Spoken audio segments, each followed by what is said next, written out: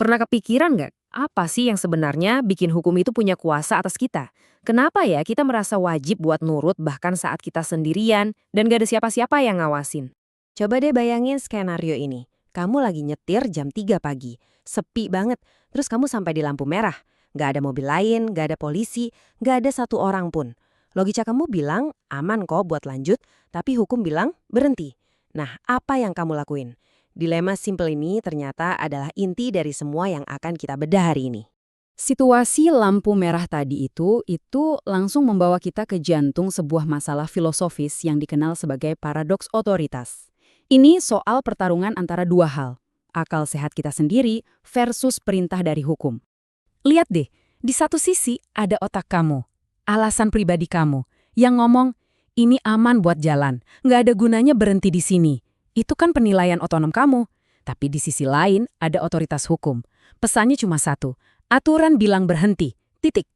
Inti dari otoritas itu ya ini, dia nuntut kita buat mengesampingkan penilaian kita sendiri dan nurut aja sama perintah.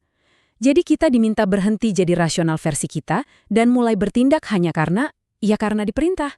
Inilah paradoksnya. Tentu aja, pertarungan batin kayak gini tuh bukan cuma kita yang ngalamin. Para pemikir selama ratusan tahun udah pusing mikirin pertanyaan ini.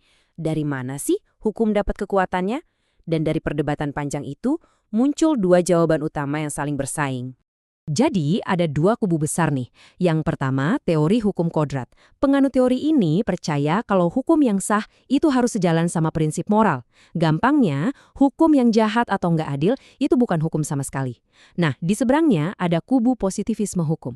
Mereka bilang, hukum ya hukum, selama itu dibuat sama lembaga yang berwenang. Ini kayak fakta sosial aja. Menurut mereka, sah atau enggaknya sebuah hukum itu sama sekali nggak bergantung pada baik atau buruknya hukum itu. Nah, disinilah muncul seorang filsuf hukum modern yang gagasannya sangat berpengaruh. Namanya Joseph Ras. Ras ini datang dari kubu positivisme hukum dan dia menawarkan cara pandang yang jernih banget buat kita memahami paradoks otoritas tadi. Ide utamanya Ras dikenal sebagai tesis sumber. Intinya gini, sebuah aturan bisa jadi hukum bukan karena aturan itu baik, adil, atau benar secara moral. Sama sekali bukan. Sebuah aturan jadi hukum karena ia datang dari sumber yang tepat. Misalnya, disahkan oleh parlemen, diputus oleh pengadilan, atau tertulis di konstitusi. Jadi buat tahu apa kata hukum, kita tinggal lacak aja asal-usulnya, bukan malah debat soal moralitasnya. Prosesnya jadi sangat jelas dan bisa diverifikasi. Langkah 1, ada lembaga yang diakui, katakanlah parlemen, yang mengesahkan aturan. Langkah 2, aturan itu diumumkan secara resmi.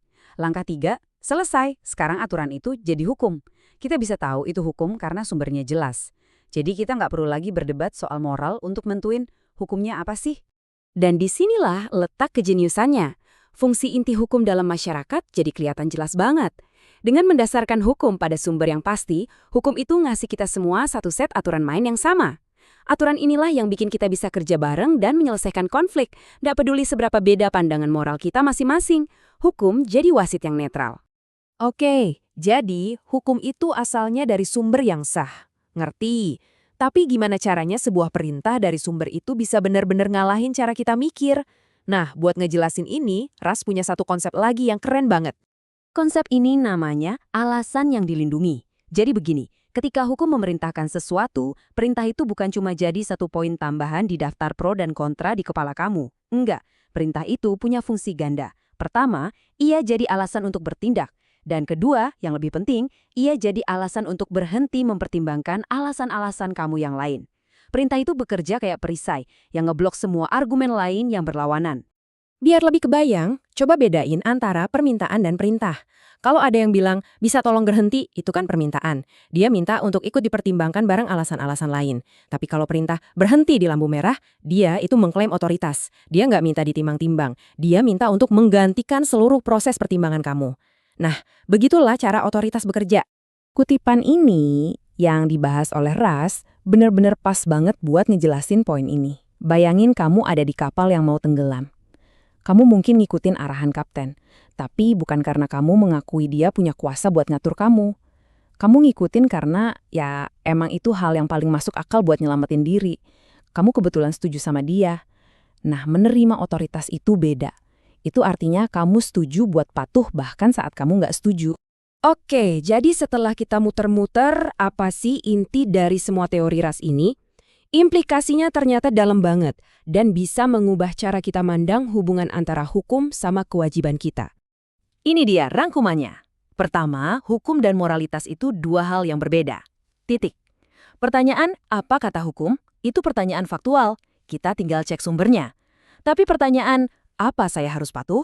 Itu pertanyaan moral, yang jawabannya ada di diri kita sendiri. Sebuah hukum yang jelek secara moral pun tetap hukum yang sah kalau sumbernya benar.